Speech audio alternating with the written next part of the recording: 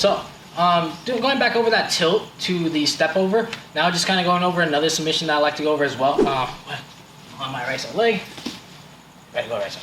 Here, wrapped around the waist, here, left hand to the knee. I'm falling to that side, tilting him over. Once I'm here again, making sure that my left leg goes in front of the face. Here, my right hand goes from the waist to grabbing just the shoulder, right here in the armpit.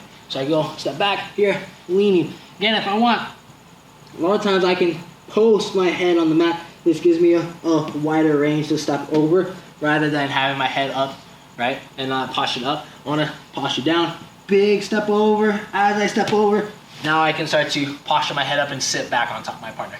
Now, once I'm here, okay, there's a lot of things to go for, right? We're in mount. The last one we went over was kind of a different variation of omoplata into a straight arm lock.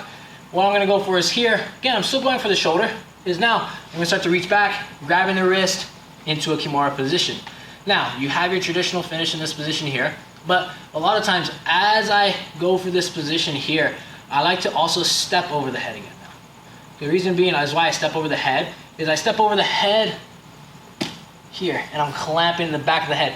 You can either finish from this here or fall to your back, okay? If I finish from here, sometimes it's kind of weird because I'm on top.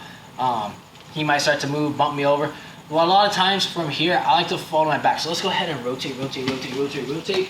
Here is, I'm falling to my back and I'm keeping my legs clamped here. The reason why I keep my legs clamped is to make sure that he's not able to roll, to shoulder roll. Because again, I'm making sure that this, this torque on the shoulder stays nice and tight to where he's not able to loosen and end up escaping. So I'm keeping this wrist control on the Kimura grip, clamping my heel and my calf on the lower back, more towards like kind of his hip bone, right? Towards here, his hips in this position. The lower back, middle, center, I want to get a little lower. Reason being, he's going to start to try to shoulder roll out. And I'm stopping now. I'm clamping here to where it's stopping in for shoulder rolling. Sometimes if you need, you can cross your feet. But when you cross your feet, just know that you don't have that leg clamping on the lower back to where it might give him a better chance to roll out. So as I'm here, just clamping here.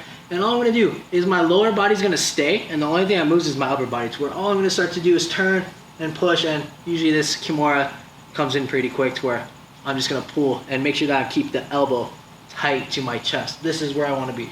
Here.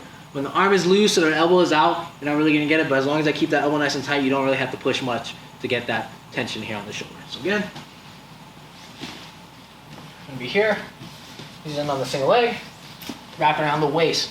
Once I'm here, pushing on the thigh, on the, towards the knee, I'm falling to that side, getting in the tilt.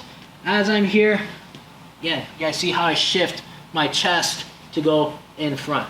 Here. I'm going to start to grab his shoulder, his armpit area. Knee comes out in front.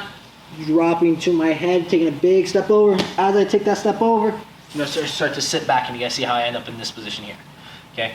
As I'm here, I can now start. Sometimes he might grab his own wrist, right, to stop this position from happening to where he knows if something's happening, he's going to start to get underneath me. So just stay tight, just mainly defend. When I get this Kimura grip here, go ahead and keep that, keep your own hand, and that wrist control here. It might get sometimes hard to pull the hand out, right? If I can't, again, pull the hand out, a lot of times I'm stepping over, clamping the back of the head, and I'm falling back.